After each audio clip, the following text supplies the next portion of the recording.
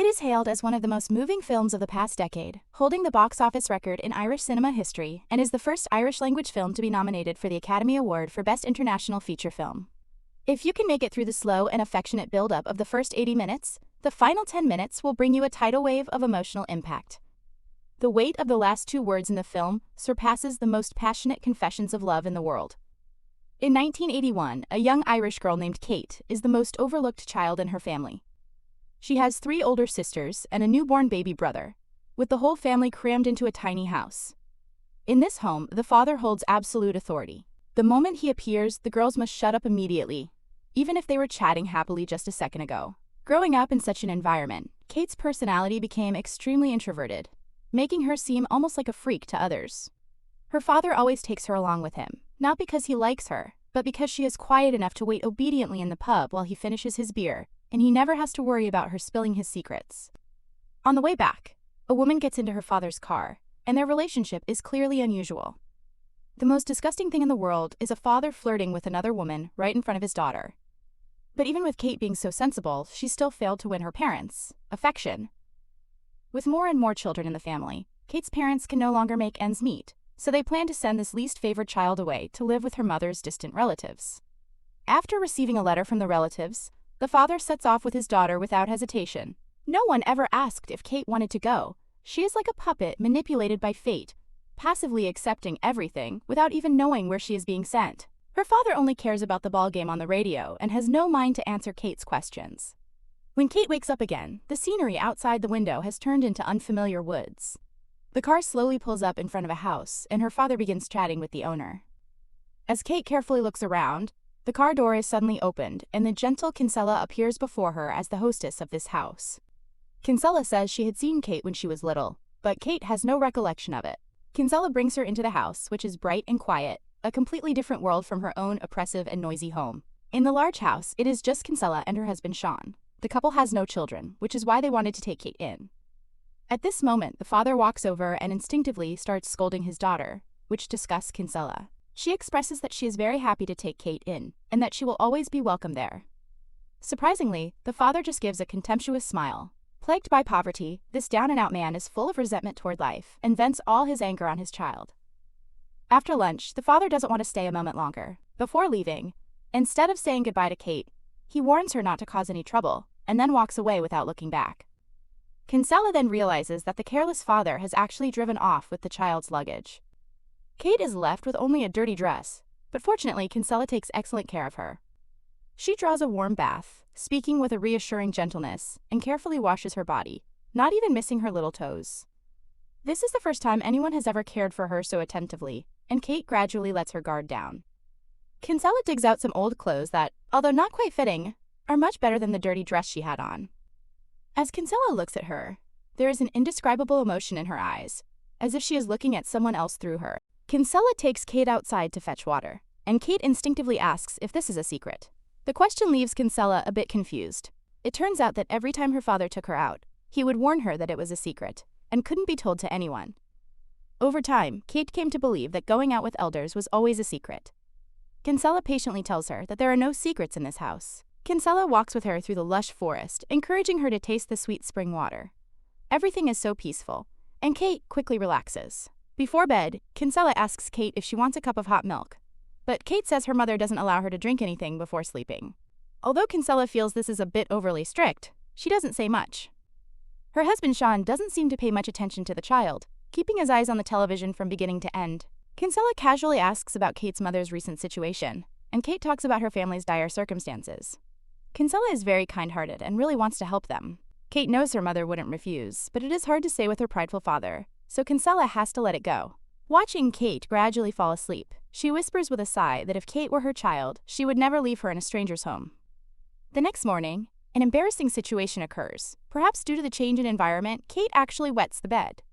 She looks out the window anxiously, seemingly waiting for a harsh scolding. However, Kinsella not only refrains from blaming her, but also helps diffuse the embarrassment. During breakfast, Kinsella asks her husband if he could show Kate around the farm, but he refuses on the grounds that the farm is too busy right now. It seems Sean hasn't truly accepted her yet, which leaves the sensitive Kate feeling a bit disappointed.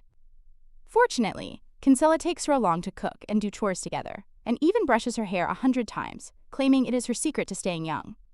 Under Kinsella's careful care, Kate slowly integrates into the family. Just as Kinsella says, she is simply a girl who needs to be looked after. But sometimes, there is still a slight sense of incongruity in Kate's relationship with the older couple. When friends come over to play cards, they ask who the child is, and every time, Sean hesitates to speak, which fills Kate's heart with anxiety as she has no formal identity in this house. One day, Kinsella gets a call and has to go out, giving Kate and Sean a chance to be alone. Sean takes her to the farm and starts working silently. When he turns around, he finds Kate missing, panics instantly, and searches frantically. Later, he finds Kate in a corner of the farm holding a tool, seemingly wanting to help. Sean scolds her very severely. This terrifies Kate, and the man's attitude reminds her of her father. However, this man's anger stems from his concern for Kate. He is just not good at expressing it. Early the next morning, Sean waits in the kitchen, wanting to apologize to Kate. The best way he can think of is to silently hand her a cream biscuit, a gesture that successfully breaks the ice between them. After that, Kate starts actively helping out on the farm, and Sean sometimes assigns her little tasks. Kate runs freely among the trees, experiencing a kind of ease and freedom she had never felt in her original family. Sean and Kate's relationship also grows better, and he even takes the initiative to suggest making some pretty clothes for Kate. However, Kinsella seems a bit displeased. The couple's hesitant expressions seem to recount the hidden pain within this family. Eventually, Sean convinces Kinsella, and they decide to take her to town to buy clothes. Before leaving, Kate discovers Kinsella hiding in the bathroom, weeping secretly. The three arrive in town, and Sean takes out a pound coin, telling Kate to buy a chocolate ice cream. When buying clothes for Kate, the shop assistant instinctively asks her a question. Kate says nothing, but in her heart, she wishes it were so. This is the first new dress of her own that she has bought since being fostered, and it is also the first piece of tenderness that fate has gifted her. Just after returning home from town, they find a woman waiting at their door. It turns out their friend has passed away, and the woman invites them to attend the wake. Because they can't leave Kate at home alone, the couple has no choice but to bring her along. The little girl doesn't understand the meaning of death, and nearly falls asleep sitting in a chair. Kinsella considers sending Kate home first, but feels it's inappropriate. As she hesitates, neighbor Una suggests Kate can go to her house until Kinsella finishes and comes to pick her up. So Una walks Kate home, chatting with her on the way about Kinsella's family's recent situation, and unintentionally brings up Kinsella's previous child. It is then that Kate learns the secret Kinsella has always buried in her heart. It turns out she once had a son about the same age as Kate, but he tragically drowned in the mud while walking the dog. The clothes Kate had been wearing earlier were exactly that boy's clothes. She doesn't stay at Una's house for long before Sean comes to pick her up. Back in the car, Kinsella notices Kate's low spirits and asks if Una had said something. Under Kinsella's questioning, Kate brings up the matter of them losing their son. These words tear open Kinsella's nearly healed wounds, and she can't help but cry right there. After returning home, she doesn't accompany Kate to sleep as usual, but returns to her own room without saying a word. Sean then takes out his coat and prepares to take Kate out for a walk. The two sit quietly on the beach, looking at the sea. He doesn't blame Kate, but tells her to be more tactful when speaking in the future. Although people are unwilling to admit it, everyone has their own secrets in their hearts and scars they don't want others to touch. This incident doesn't disrupt their lives. Kate still wears those old clothes, but she is no longer anyone's shadow. Kinsella brushes her hair in the morning, and Sean reads with her at night. Having once stumbled in class, she can now finally read fluently under Sean's patient guidance. Until one day a letter shatters all the tranquility. School is about to start, and her mother wants her back before next Monday. This means Kate must leave this home that has given her all her warmth, and her face is filled with reluctance, yet there is nothing she can do. Kate had nothing when she arrived, but when she is leaving, Kinsella packs a large, full bag of luggage for her. One day, Sean and Kinsella are busy delivering a calf, and Kate wants to do something for them, so she goes alone to the well with a bucket. However, the water-filled bucket is too heavy, causing her to fall into the water. Kinsella suddenly feels an inexplicable sense of unease in her heart. She returns home to find Kate missing, immediately goes out to search, and discovers the soaking wet Kate. This incident makes Kinsella think of her son once again. The day of parting comes quickly, and the couple personally escorts Kate back home. This home is still exactly as she remembered it, and looking at the daughter she hasn't seen for a long time, the mother doesn't show a trace of excitement. The atmosphere of this home makes the older couple somewhat uncomfortable. After pausing for a long time, Sean finally squeezes out a sentence, asking where the children's father has gone. Unexpectedly, this question makes things even more awkward. Kate's father goes out fooling around every day, and even her mother doesn't know where he is. Before she finishes speaking, the father pushes the door open and walks in reeking of alcohol. He scolds Kate in front of everyone just like usual. But this time, Sean stands up for her. Kate suddenly sneezes, having caught a cold from falling into the well earlier. Sean is just about to explain when the father acts extremely cold, even complaining that Kate has brought a cold back to the house. Kinsella truly can't bear listening to it anymore, her emotions on the verge of losing control, and Sean prepares to leave immediately. But when it's really time to part, their eyes are filled with tears and reluctance. Afraid of losing control of her emotions, Kinsella hides back in the car after a brief goodbye. Sean pats Kate's head, telling her that home will always welcome her. The mother notices the reluctance in Kate's eyes and asks her what exactly happened. Kate doesn't answer her.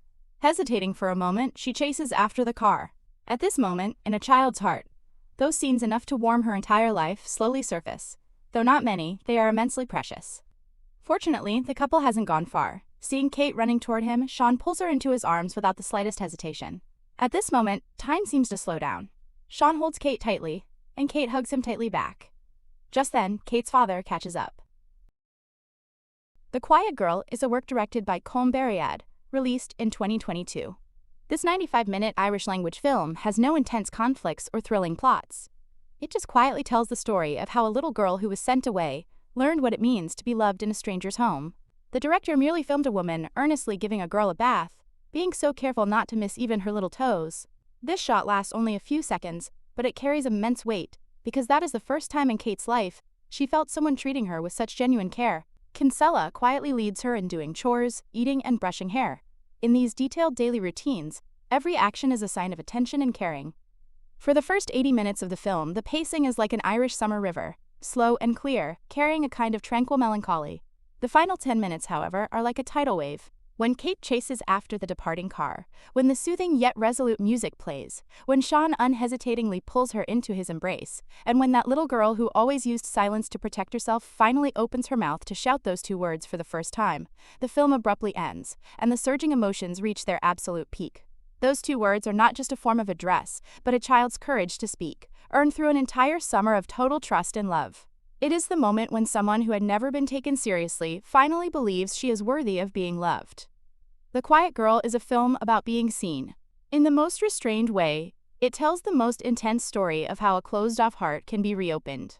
It doesn't need dramatic twists and turns to move you, because what it captures is the most authentic and fragile thing in life: a child's need for love. And love is never complicated. It is nothing more than acceptance, caring, and an embrace. It tells the story of a summer when a little girl was sent away, yet it makes every once silent adult remember the version of themselves who also longed to be truly loved. Well, that's all for today's commentary. If you liked it, remember to follow, like, and comment. That's it for now. See you next time.